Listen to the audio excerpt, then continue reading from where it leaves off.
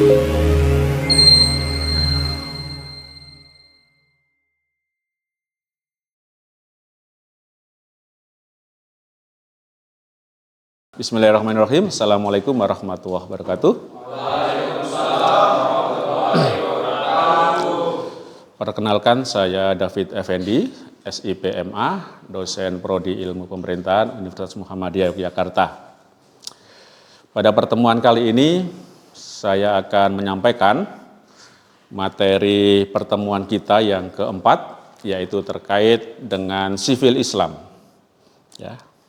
Ada yang pernah mendengar sivil Islam? Pernah? Apa kira-kira yang terbayang kalau ada istilah sivil Islam? FPI, Pak. FPI, apalagi? HTI, Muhammadiyah. Wah, macam-macam ya. Ada yang ekstrim, ada yang nggak ekstrim ya. Lah mungkin ini kita perlu mendiskusikan bagaimana kontribusi sekolar, kontribusi sarjana-sarjana, baik di Barat maupun sarjana Islam, mengenai konsepsi sivil Islam tersebut. Ya.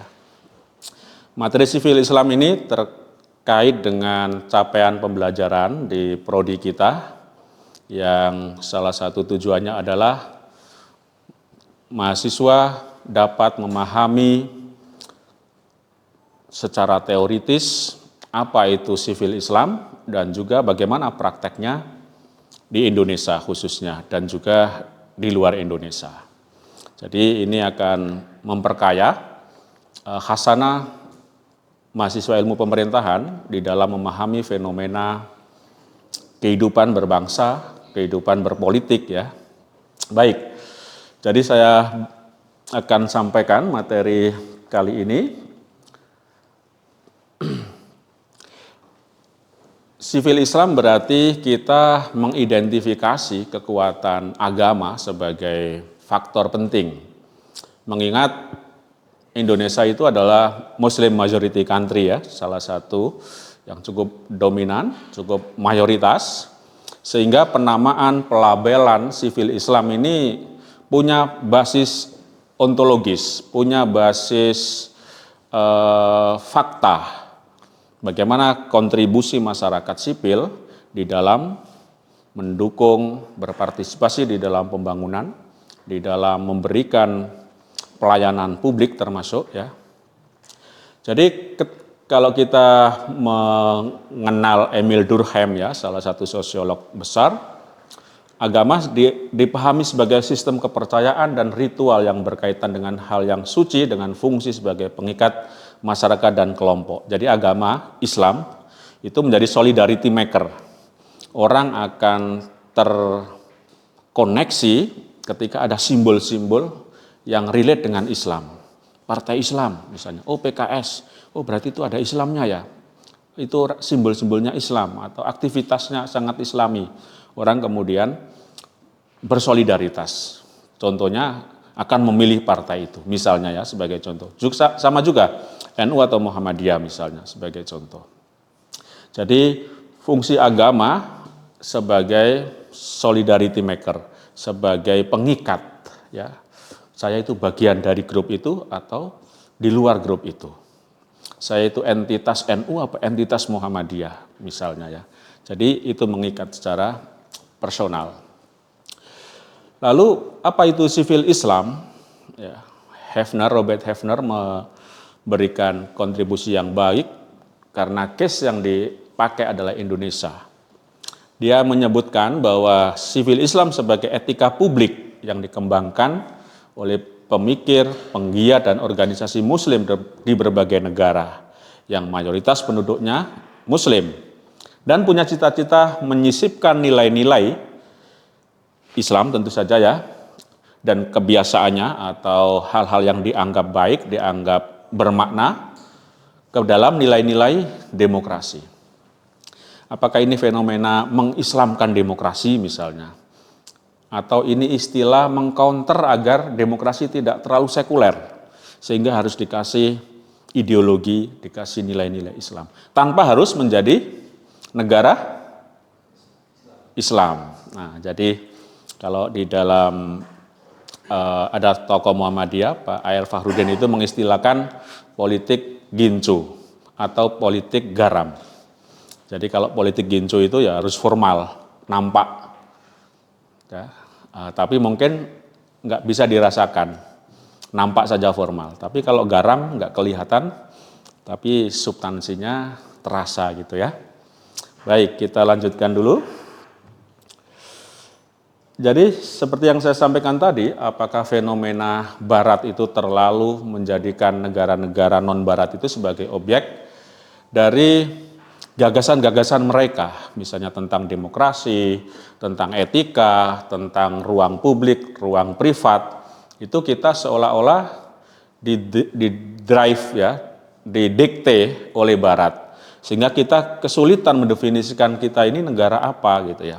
Ada yang bilang kita terlalu liberal, terlalu sekuler, keislamannya harus disembunyikan, nggak bisa dibawa ke ruang privat.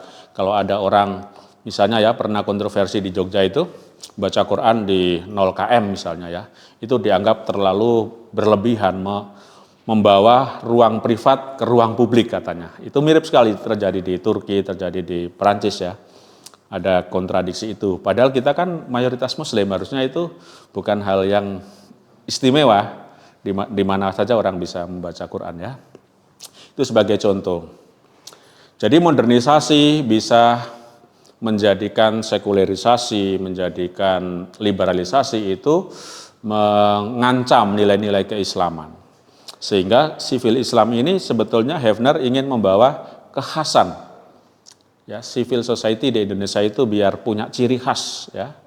Kita lihat beberapa ya, termasuk ada ketakutan negara barat kalau demokrasi di Indonesia itu ada Islam-Islamnya nanti bisa merusak demokrasi. Makanya kata Huntington, negara-negara Muslim, negara-negara mayoritas kayak di Singapura, di Malaysia, kemudian di Jepang yang non-Kristen mungkin ya, non Barat, itu dianggap tidak kompatibel dengan demokrasi.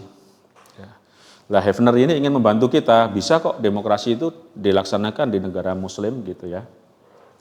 Jadi ada challenge gitu.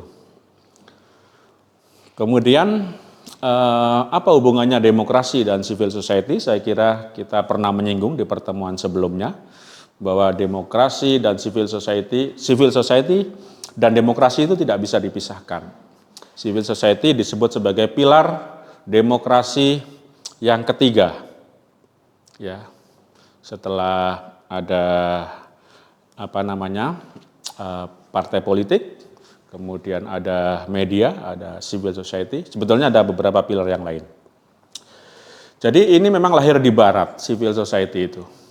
Sehingga ada kebutuhan, termasuk di Indonesia, di Malaysia waktu itu pernah ada diskursus yang sangat kuat, periode Anwar Ibrahim, waktu itu masih oposan, kemudian bertemu dengan Nur Khalid Majid, Amin Rais dan sebagainya, lalu memunculkan ide-ide masyarakat madani sebagai terminologi yang khas di kawasan Asia Tenggara misalnya ya, untuk menjadi counter agar tidak dianggap kita itu westernisasi atau sekularisasi, mengikuti apa yang dibikin terminologi dari Barat gitu ya. Kenapa civil society dianggap sebagai impian Barat, the dream of West gitu ya, sementara kita ini ada di South ya.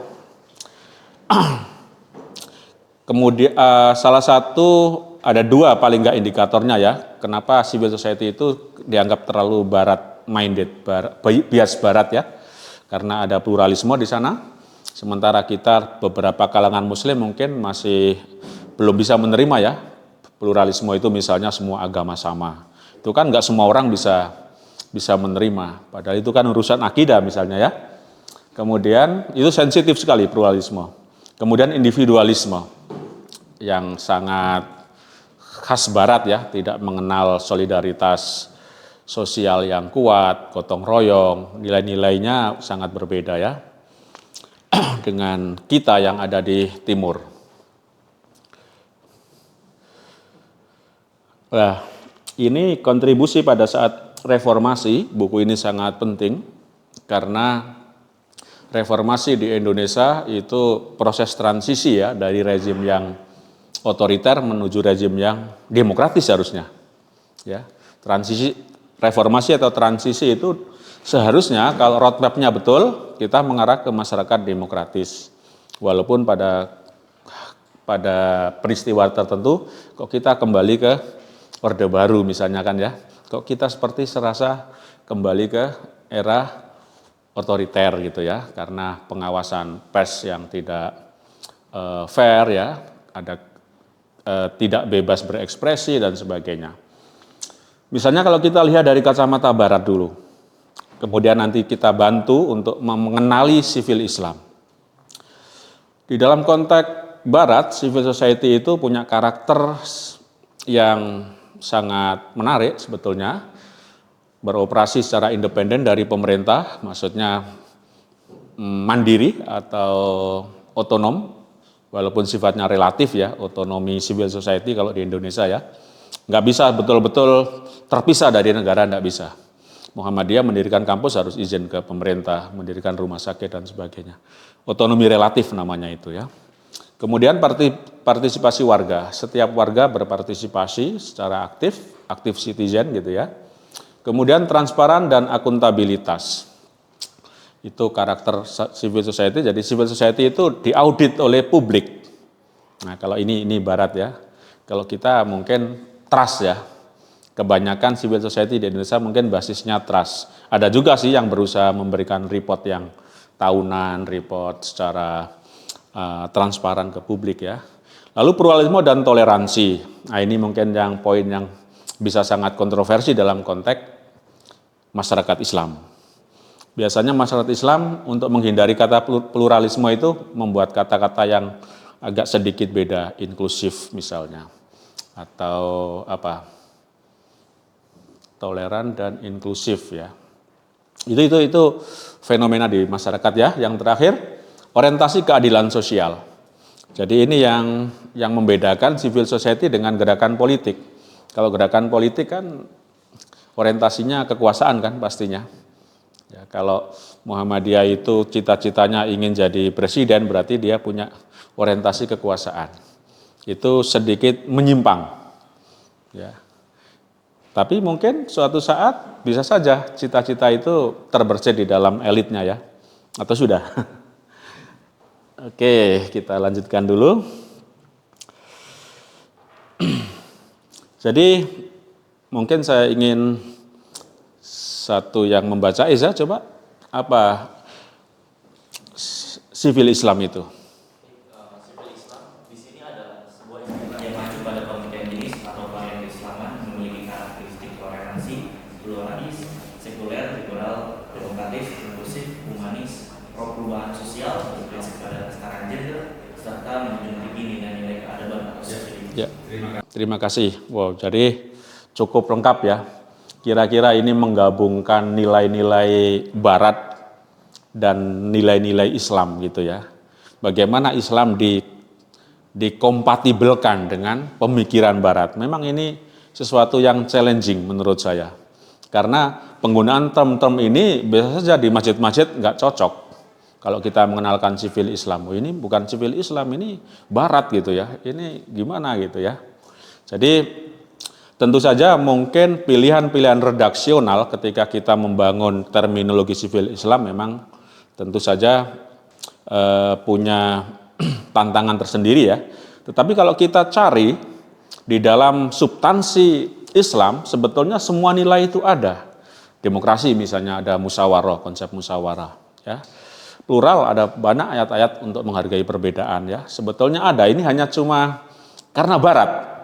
Karena civil society itu adalah pemikiran Barat. Nah, itulah sebetulnya gimana cara kita menggali ide-ide atau substansi dari pemikiran Islam itu sendiri. Nah, ada berikutnya itu untuk proses demokratisasi dan ide tentang demokrasi itu sendiri cukup membutuhkan waktu untuk bisa diterima secara luas. Konsep pemilu yang liberal seperti ini dulu waktu awal-awal reformasi banyak sekali yang menantang ya, menolak pemilu, tidak percaya demokrasi, itu ada spanduk-spanduk di Jogja itu. Jadi teman-teman jangan melihat kita tiba-tiba langsung menerima demokrasi. Sebetulnya perdebatannya sangat panjang ya, apalagi pemilihan langsung ya, itu ya, jadi kata-kata kunci civil society, civic pluralism, civil liberty, itu semuanya ya konsep-konsep terminologi barat yang tentu kalau kita ingin mengkonseptualisasi civil Islam, kita perlu istilah-istilah yang juga berangkat dari khasanah keislaman. Kalau enggak, civil Islam ini akan sulit juga berkembang sebagai sebuah khasanah kontribusi Islam ya. Dan apa yang kita diskusikan tadi sebetulnya itu juga ada di dalam konsep masyarakat madani yang pernah ditulis oleh ilmuwan-ilmuwan muslim ya, cendekiawan muslim. Selain Anwar Ibrahim, ada banyak yang menulis konsep masyarakat madani ya. Sehingga kalau bisa kita buat pemahaman secara sederhana, civil society, civil Islam itu juga sama halnya dengan masyarakat madani. Jadi ini hanya penggunaan terminologi dan titik tekan ya. Dan masyarakat madani, saya kira sudah familiar dengan istilah masyarakat madani begitu? Teman-teman mahasiswa? Sudah ya? Sudah semester 4 saya kira sudah cukup. Ada yang semester 6 yang mengulang? Enggak ada. Jadi masyarakat madani itu masyarakat yang beradab. Bagaimana kita memahami masyarakat yang beradab itu? Punya penghargaan terhadap hukum, terhadap undang-undang, pemerintahan yang sah itu. Jadi masyarakat madani itu bukan masyarakat anarko ya. Jadi ini masyarakat yang menghargai hak asasi, menghargai keabsahan pemerintah, berpartisipasi aktif, mendukung dalam pembangunan dan sebagainya ya. Jadi sivil Islam dan masyarakat madani saya pribadi tidak memisahkan secara tegas karena itu hanya beda posisi pemikirnya ya. Masyarakat madani itu dari kalangan ya populer di referensi kita Anwar Ibrahim yang pertama memunculkan itu ya setelah datang ke Indonesia. Kemudian 3 hal yang terkait dengan masyarakat madani di referensi yang lain itu adalah terkait agama, peradaban, dan perkotaan. Perkotaan ini pernah dimention Ibnu Khaldun. Kenapa kota menjadi penting untuk membicarakan peradaban? Karena menurut Ibnu Khaldun, kota adalah puncak capaian peradaban. Ada arsitek terbaik di kota, ada ahli-ahli. Yaitulah masyarakat perkotaan ya, bukan masyarakat kriminal ya. Ibnu Khaldun membayangkan masyarakat kota itu masyarakat yang beradab. Arsiteknya terbaik, pemerintahnya bagus, apalagi kondisi masyarakatnya sejahtera ya, Madinah lah ya, kota yang pernah dibayangkan. Nah ini kontribusi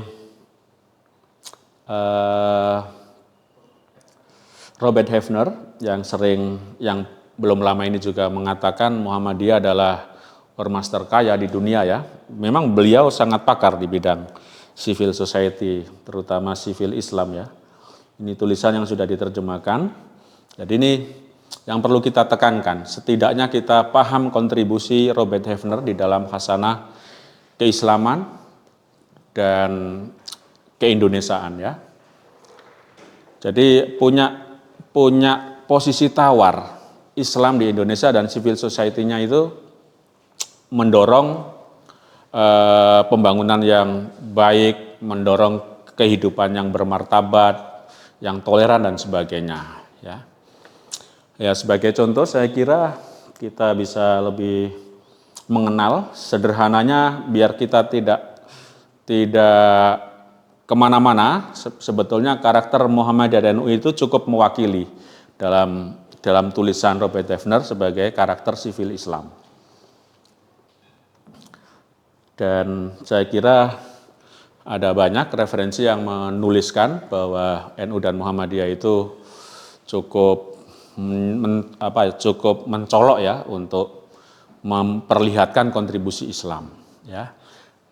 Konsep Islam rahmatan lil alamin, Islam berkemajuan, Islam Nusantara, Islam yang menghormati lembaga negara, Islam kebudayaan, ya.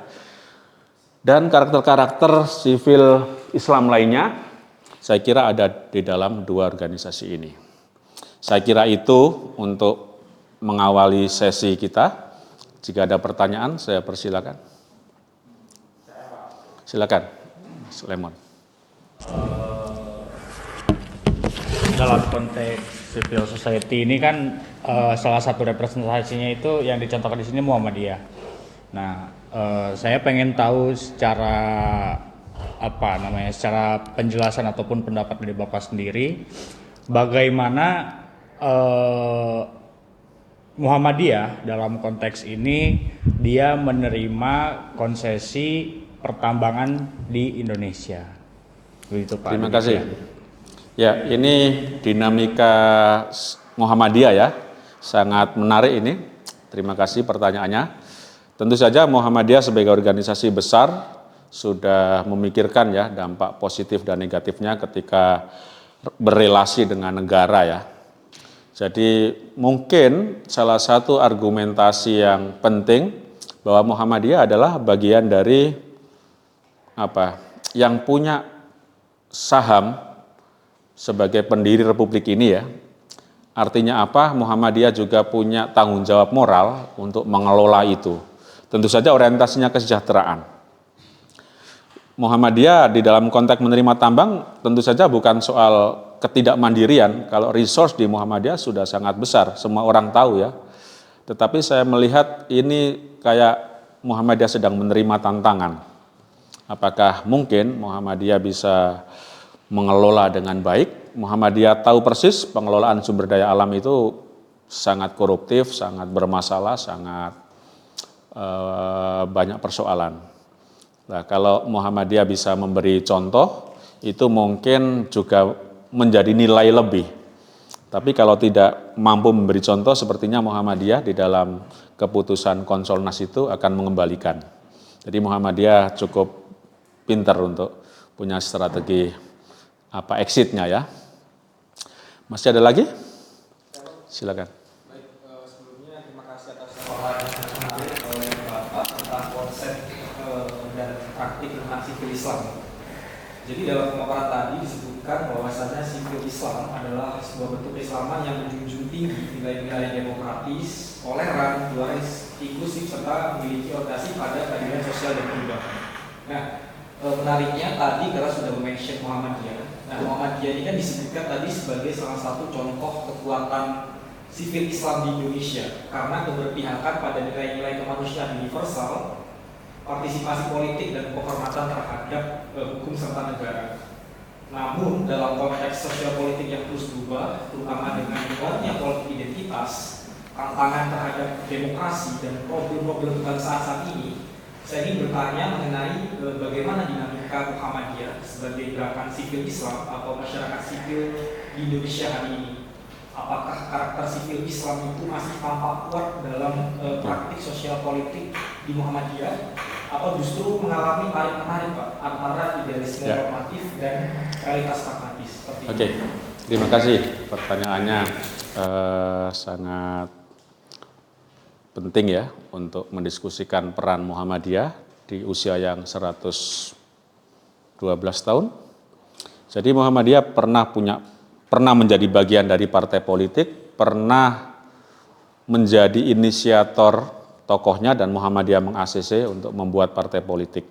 Jadi sebagai organisasi keagamaan Muhammadiyah sudah pernah mengalami suka duka untuk peran di bidang politik, ya. Di bidang sosial keagamaan, pendidikan, pelayanan, kesehatan, saya kira masih terus berlanjut, ya. Maksudnya di kaki pelayanan publik, pelayanan umat, Muhammadiyah nyaris tidak bergeser. Bahkan semakin besar peran-peran di perguruan tinggi, di rumah sakit dan sebagainya semakin berkembang.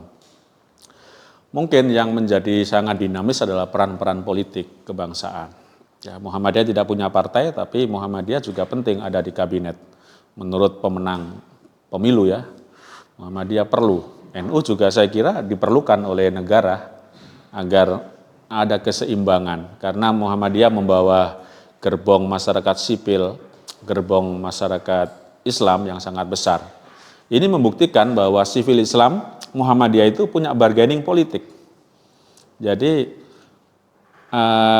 mengelola rumah sakit dengan baik, mengelola pendidikan dengan baik, itu adalah penting untuk bargaining politik. Jadi berprestasi itu kemudian diapresiasi oleh negara.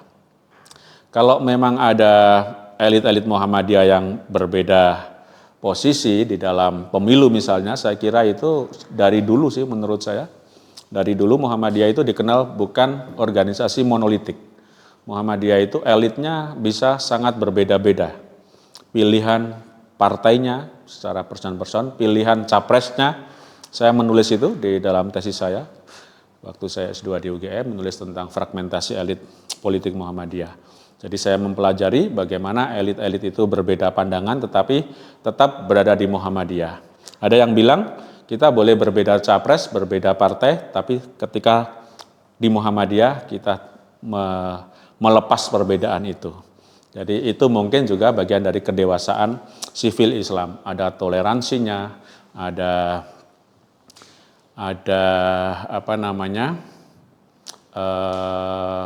hak ya, hak-hak dalam politik juga dihargai ya, civil politik, civil liberty di dalam Muhammadiyah itu juga dihargai.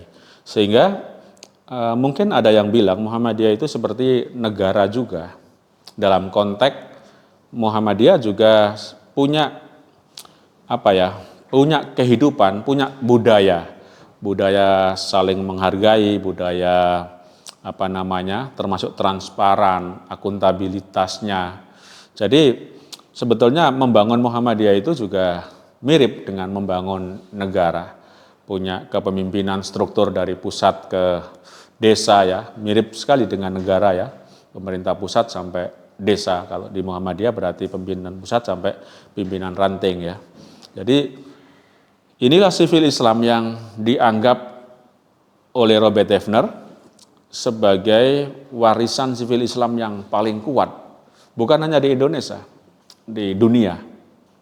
Bagaimana membangun struktur organisasi yang modern, bernilai Islam, tetapi juga kompatibel, ini yang penting ya, kompatibel dengan nilai-nilai demokrasi, dengan pemerintahan, demokratis, dan sebagainya. Jadi ini kita bisa melihat peran-peran Muhammadiyah ini sebagai sebagai kontribusi mewakili masyarakat Islam di dunia. Di Turki sebetulnya ada juga organisasi modern seperti Muhammadiyah, tapi tidak sebesar Muhammadiyah. Ya, saya lupa Gulen Movement di Turki itu. Kalau dulu ada Ikhwanul Muslimin, tapi setelah 100 tahun juga hilang dari muka bumi. Tapi ajarannya, ideologinya mungkin masih bertebaran, terus hidup karena kan sama nilai-nilai Islam. Islam politik tentu saja ya. Islam yang punya visi memimpin negara, menguasai ya. Nah itu mungkin karakter Islam di Timur Tengah lalu bisa menyebar ke berbagai tempat. Jadi pertemuan kali ini kita cukupkan untuk bisa memahami bagaimana kontribusi pemikir sivil Islam dan kita bisa melihat fenomena bagaimana sivil Islam itu bekerja. Apakah sivil Islam itu bekerja bersama negara atau menjadi oposan negara, atau sivil Islam ini menjadi tadi ada yang menyebut organisasi yang mungkin di media-media mainstream disebut ekstrim ya. Ada HTI, ada ISIS tadi disebutkan. Tentu saja itu kemudian kita bisa membangun pemahaman, oh berarti karakter sivil Islam itu bertolak belakang dengan kelompok-kelompok yang mengajarkan jihad teror ya, terorisme global, terorisme di dalam domestik di Indonesia misalnya ya. Jadi kita melihat karakter sivil Islam itu karakter yang perdamaian. Dan disitulah Robert Havener kemudian bersedia menominasikan Muhammadiyah dan NU untuk menerima Nobel Prize ya. Walaupun belum terjadi, tetapi itulah sebetulnya karakter pro perdamaian, karakter peace building di Muhammadiyah dan NU itu sebetulnya cukup menonjol. Dan itu dilakukan bukan hanya setahun 2 tahun, tapi 100 tahun lebih untuk menunjukkan bagaimana jati diri karakter Muhammadiyah sebagai sivil Islam itu diakui oleh dunia internasional, direkognisi. Ya. Kalau hanya setahun 2 tahun mungkin orang belum bisa merekognisi ya. Tapi kalau peran itu sudah dilakukan 100 tahun, saya kira orang akan sulit untuk menolak ya bahwa Muhammadiyah NU sudah punya peran yang sangat dinamis, historis, yang bersifat progresif ya. Saya kira itu untuk pertemuan kali ini. Insya Allah kita akan bertemu di pertemuan kelima minggu depan. Saya cukupkan. Terima kasih. Assalamualaikum warahmatullahi wabarakatuh. Waalaikumsalam warahmatullahi wabarakatuh.